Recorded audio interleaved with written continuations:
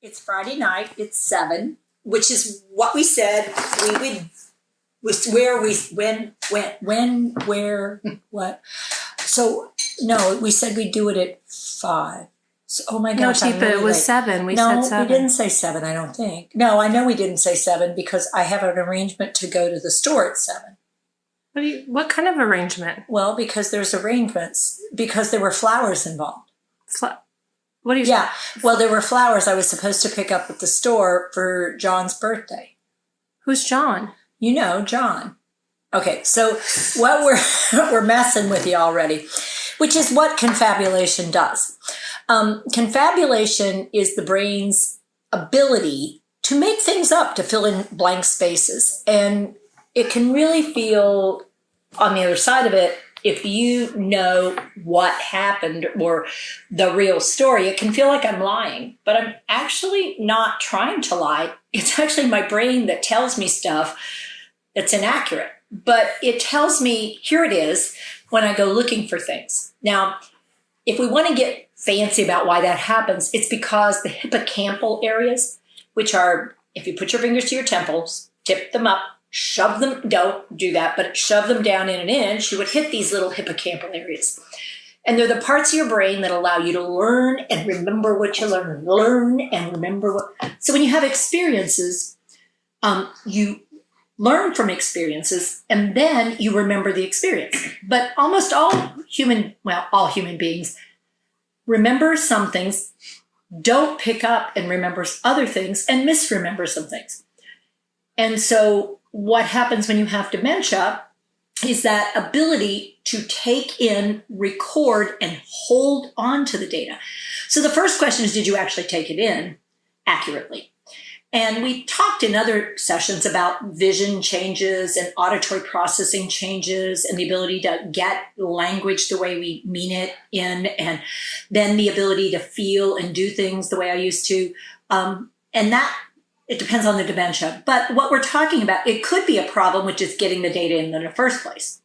So I think, like I have a video where there's a lady that says, I say to her, I want you to spit in the sink. And she says, I don't want to sit in the sink. And it's like, so for her, what happened was she actually misheard what I was trying to say. And so she reacted to me. But then later on, if she would say, she tried to force me in the sink.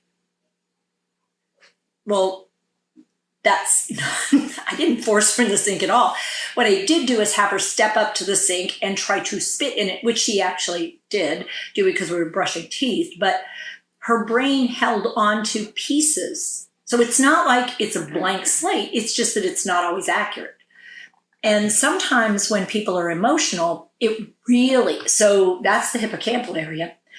This part of the brain, the amygdala, and I always say it with an interesting voice, amygdala, because it's part of the very primitive brain, and it's the alerting system that warns you, this is threatening, this is what will help you get your needs met, and this gives you pleasure. So the amygdala, the very primitive part, is seeking threat awareness, needs meeting, and pleasure seeking. So when it activates, I think there's a threat, then I start remembering things in a really odd, interesting way. Or I won't remember the event at all, like it never happened.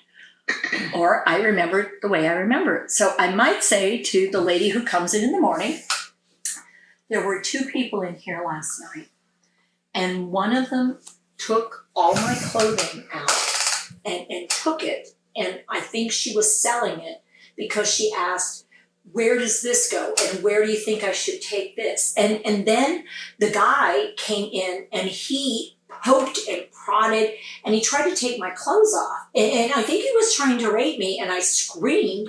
And then the other woman said, don't take her pants. And I think because she wanted them, and so I want to report this.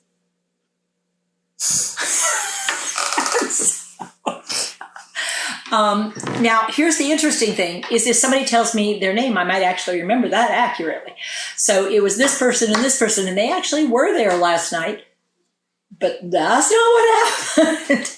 So what the lady came in and did is she brought back my laundry from the laundry area and was putting it in drawers and wasn't sure where some things were going and was sort of talking to herself about putting things away and wondering whether this was actually mine or not, because she wasn't sure it was, because she thought she saw somebody else in it. And so I'm hitting and missing on my pieces. And the guy came in, and he may not have done anything other than empty the trash or maybe even just look in the room, or he might have tried to help me. But my brain created this entire story around this. Now, it tends to often involve things that are not good. So things like theft, things like people hurting people, people trying to have sex or having sex, people taking advantage of other people, people being trapped, people being taken away, kidnapped. Especially at night or in the evening, or people are after people are trying to, and so it truly does feel like, come on, this is, and so why do you think somebody came in? I don't know. I mean, I have no idea why she came in here and did that. So what we'll do now is give you sort of a possible way that, Katie can respond to this other than with, or that's not true, which isn't going to work very well. So come on in a little closer. So there was this woman that came in last night, and she was taking my clothes, and she was saying that some of them, and she stole them. There's a woman who came in? Yeah. She stole your clothes? Yes. That's awful. Yeah, that's what I'm saying. Oh my goodness. And her name was Amanda. Her name was Amanda. Yeah. And so I want her arrested. You want Amanda arrested because it was not right for her to take your clothes. No. Well, and I don't even know awful. why she was doing it. I mean, I would have given her something if she'd asked, but no. Of course you would. And then this place is not safe. This place doesn't feel safe. You got it, because they let her in. They let her take the stuff out. Nobody stopped her or anything. Nobody stopped her. No. That is just awful. Yeah. I am so sorry that happened. Well, somebody needs to do something. I want to report it to the police. Okay, you want to report this to police. Yes. Somebody needs to do something. You got it. All right. And it's important that you feel safe. Yes. This is not good at all. No, it isn't, because you shouldn't have to worry at night. People stealing things, and it happens. It's not the first time it's happened.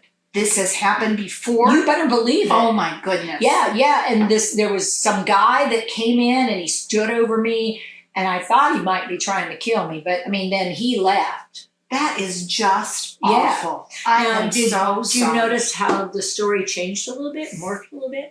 So did he come in and did he do things to me this time? No. So, Katie hit on a key point. So what was the main thing that she reinforced? Do it again, Katie. You don't feel safe here. Bingo. You don't feel safe here. So this story that I'm relating has to do with this deep emotional distress that I'm feeling. And I might say it a lot. To whom do you think I might report this story to? A lot.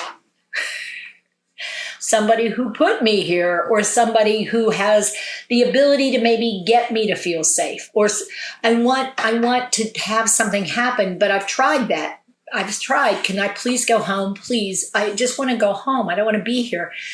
And so my brain goes, well, that's not working. I'm not getting my needs met.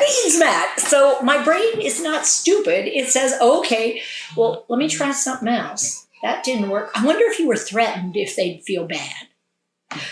And so, see, this is the thing, though. You guys will use the word she's being difficult or manipulative. Oh, there you go. You could come up with it. Mm-hmm. Yeah, she's being manipulative. She knows exactly what she's doing. And here's the problem. I might have in the past tried to get people to do what I wanted by exaggerating, by making things seem a little worse than they were, or a little more intense than they were, because I'm not good at handling things, but I am good at getting people to do stuff sometimes if I can get them to. And I've learned these strategies. And my primitive brain goes, I know, let's try this, because it made me feel better. It made me feel in control. It made me feel that I had something that I could get to happen, because I'm not really good at a lot of things, but I can get people to do things. Now, that's not healthy. It's not reasonable. It's not good. You know, there's lots of knots about it, but it did work. So is this where you'll see spouses claiming that somebody's cheating, or and what's causing that? What are some of the common triggers that make people think of these stories? Okay, good. So I noticed, let's say Katie and I are spouses, and Katie is tired of me more than she used to be. And so she wants to go to the store, and I say, well, how about if I go with you? It's going to take me 10 minutes. You just stay here. I need to go get this done. But you don't want me to go? No, it's not that I don't want you to go. I just need to take care of it. Just stay here. All right. Okay, so Katie goes to the store. Now, what was the emotional taste she left? You don't like me, you don't want me. And in marriages, when somebody doesn't like their partner as much as they used to, they want to be away from them. But what am I also worried about? Might there be somebody else? I mean, is this what's going on? So I'm starting to notice a difference in our relationship, because it is changing. I'm needing more support and care. It's no longer as equal as it used to be. And so what Katie's doing is, I just need a break for 5 minutes. And there is care involved. And so our dynamic is changing. My brain is noticing that, but it doesn't quite understand the why behind it. So my brain is trying to figure this out. And so when she gets back, remember the hippocampal area? One more thing that we've talked in another clip, but it helps you keep up with how much time has just gone by. So how long did Katie tell me she was going to be? 10 minutes. The problem is my brain has it 10 hours, 5 hours. She's gone a really long time. So the more she's gone, the more I'm worried. And the more I'm worried, not only is she gone, what am I really afraid of? She's not coming back. She's not coming back. Mm-hmm. She is done with me. She's found somebody. Oh my God, she's found somebody else. And this starts building itself into these little cycles and little cycles and little cycles. And my brain's trying to figure out, how could she be gone this long? You know, I heard her talking to somebody. It was the carer that she wants to try to hire. But I couldn't remember all that detail, so I heard her on the phone with somebody. Now my brain goes, oh, that's her lover. Or it's our daughter. She's having an affair with our daughter. And it's like, your brain just goes, where does she come up with this crap? And it's like, she doesn't know either. Every fear, every concern, every worry becomes this lurking monster. And so it just builds itself into this unmanageable terror, rage, abandonment, trapped sense. And I have no purpose. I have no value. And so how exhausting is that to be around? Terribly exhausting. How hard is it to hear things that are not true? Well, it's frustrating because you can't make sense of it, and you're going to want to dispute it. Yeah, I mean, I am not having an affair. Well, why you're lying to me? I am not lying to you. You too are too. Why are you doing You that? are driving me crazy. Uh-oh. As you can tell, this is not going well.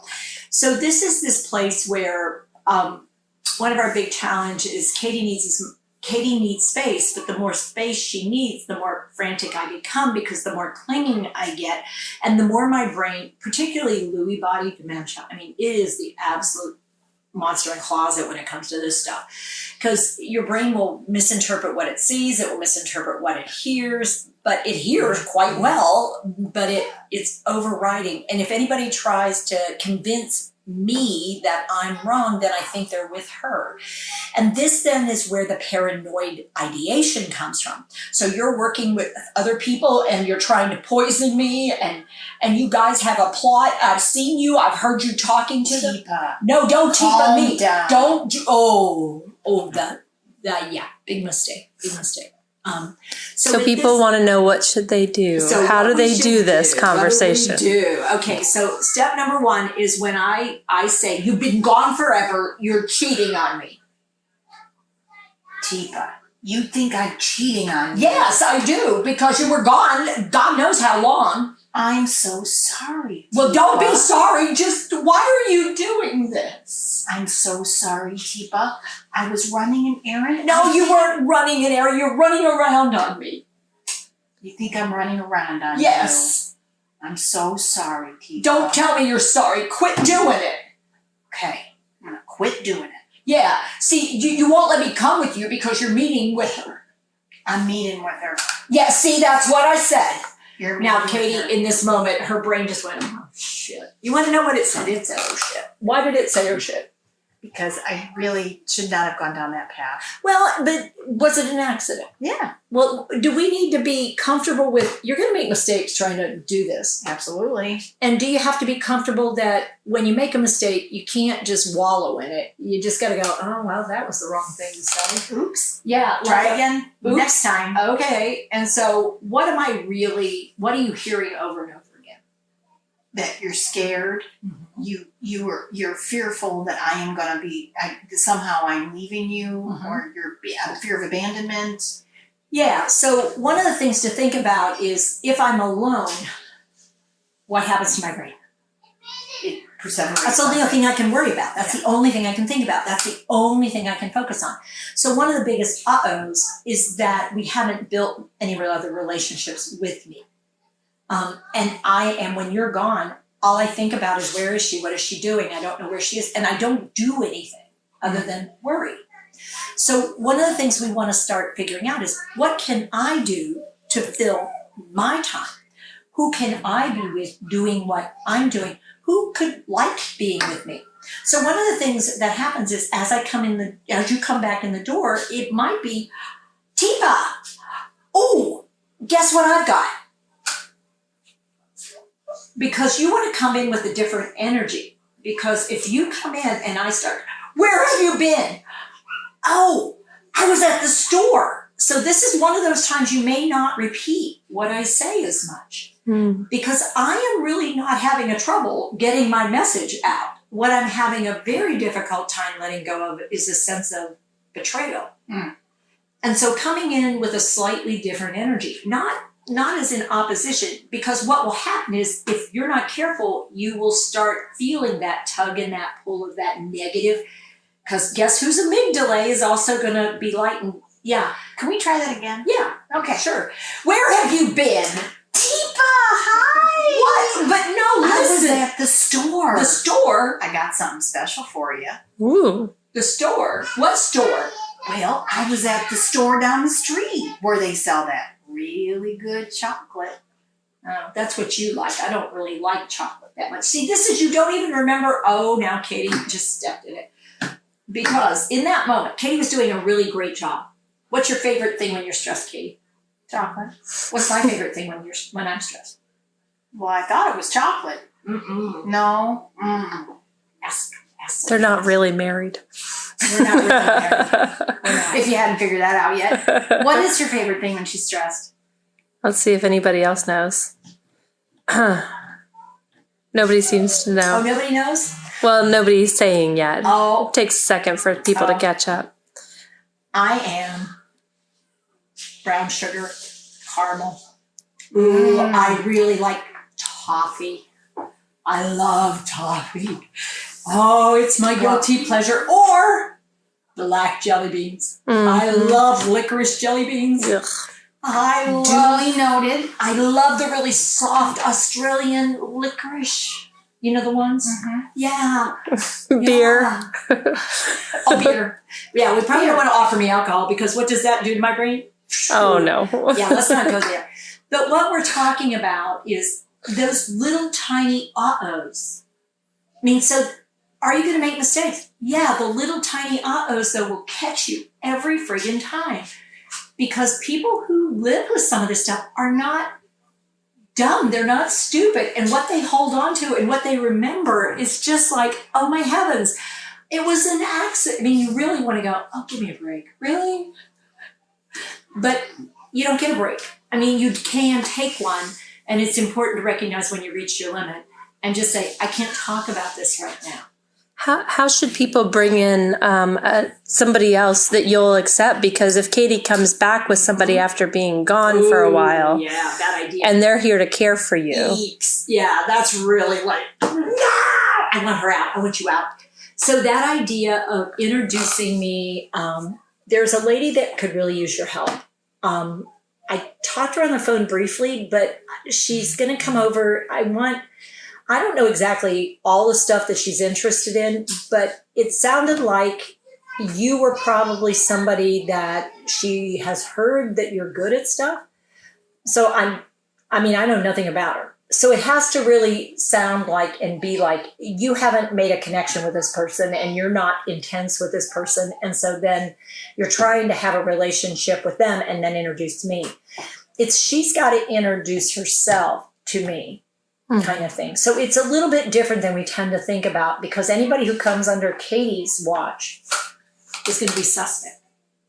So it has to be somebody that a third party. So this is where, if you have the luxury of it, a care manager, a friend on the outside says, I have somebody I'd love you to meet. But we got to be careful. It probably shouldn't be the one that I'm the most worried about as far as the relationship eroding.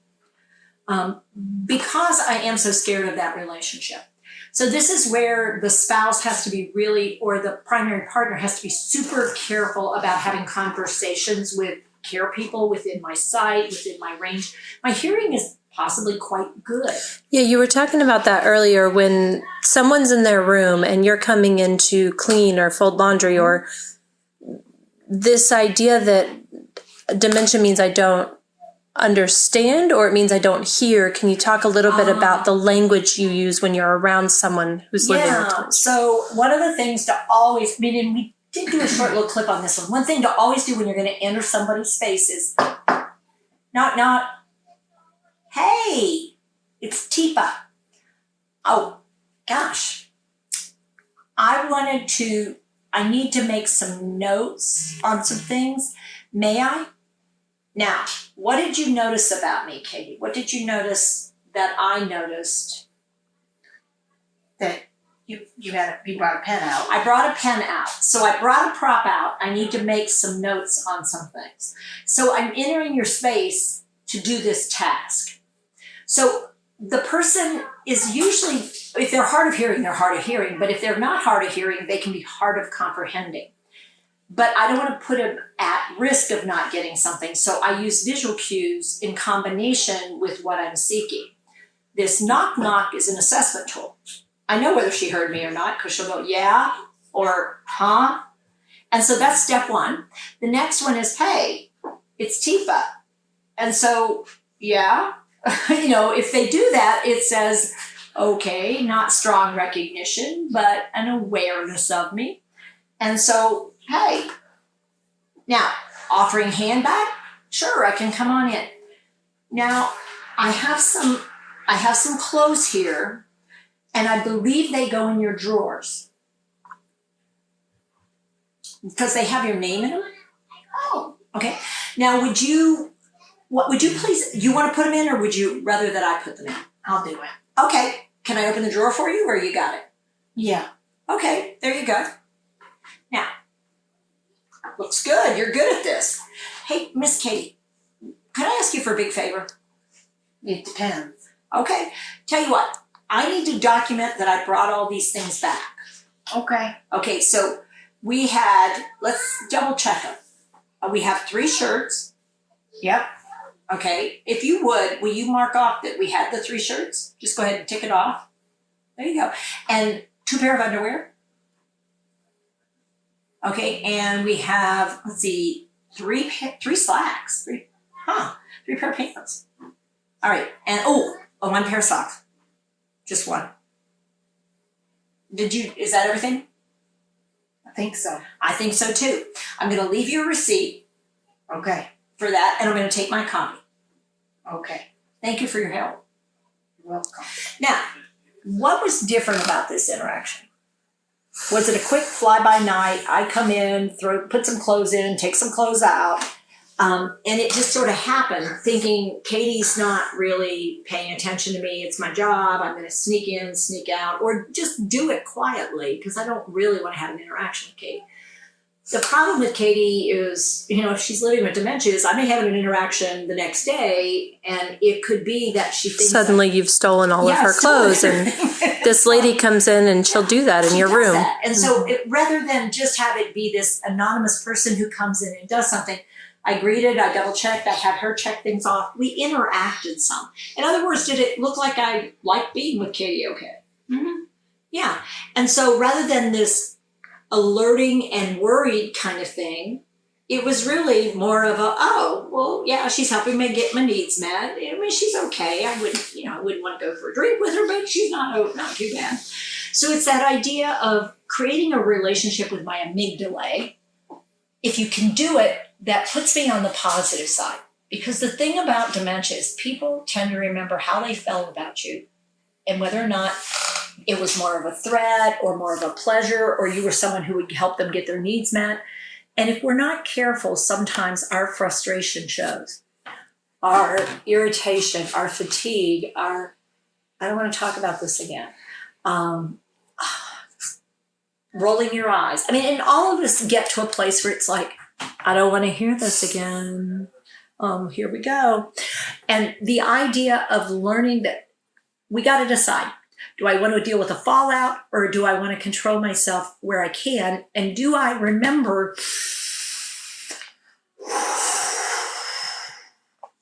to get rid of the cortisol? Because the cortisol will hunt you down.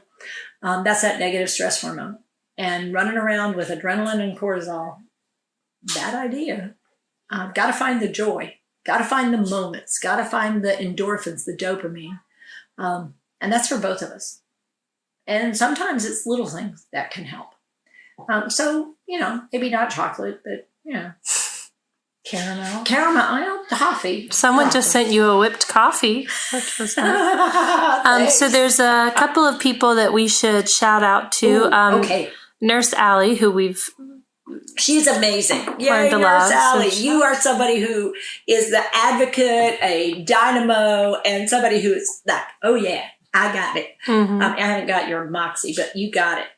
And then there's a whole class of students over in Ireland who've been watching, and they want to know if you'll come over sometime. I'd love to come to Ireland. I've seen the Giant's Steps, or what is that called? The Giant's Causeway. Yeah, I got to come. We drove around. The roads are interesting, but the people are wonderful. The coasts are terrific, and the beer's great. And I would love to come as soon as we can free up ourselves from this mess. Oh, and I also wanted to give a shout out to the Kathy Project. Oh, yeah. Yay, Kathy. I loved watching your stuff, lady. And your sister's The Bomb. I think I got that right. I'm awful old for The Bomb, but I think that's right. Okay. All right, everybody. Well, one more. We have our conference coming up. Oh, yeah, in we November. do have a conference coming up. And on November 15th and 16th, virtual. If you want to join in, Manda. Sorry, it's not really easily written. GEMS21 Live is your code to get 20% off if you want to go do it. There you go. If you're interested in coming in, there are recordings that'll be available. It's 2 full days. Plus, we have over 100 people living with dementia who are going to be coming and active in the conference. We have people living with dementia who are presenting at the conference. We are presenting at the conference. I'll be active there. We have 23 sponsors of different kinds of things that people might want or need. We also have a group called Dementia Minds, and they're doing a presentation before the conference on sensory changes. So it's about all gems can shine. It's a way of seeing people living with dementia as people first and realizing we all have different gem states. Get over it. It's your brain and it changes. So we'll be learning more, talking more as we move forward. Again, remember, if you have ideas for what you want us to do in these live sessions, let us know. And if something we did, you go, wait a minute, I've got something else. That's cool too. Thanks, everybody. We really appreciate your support. Hi, I'm Tifa Snow, and you just found our YouTube channel and watched one of our videos. I'm the owner and founder of Positive Approach to Care. Thanks for watching. And if you liked, if you have a comment about, or you would, please share it with people you know. Oh, and if you haven't yet done it, consider subscribing. We'll let you know when the next new video comes out. And you might want to visit our website, www.tifasnow.com, where you'll find other resources as well. See you there.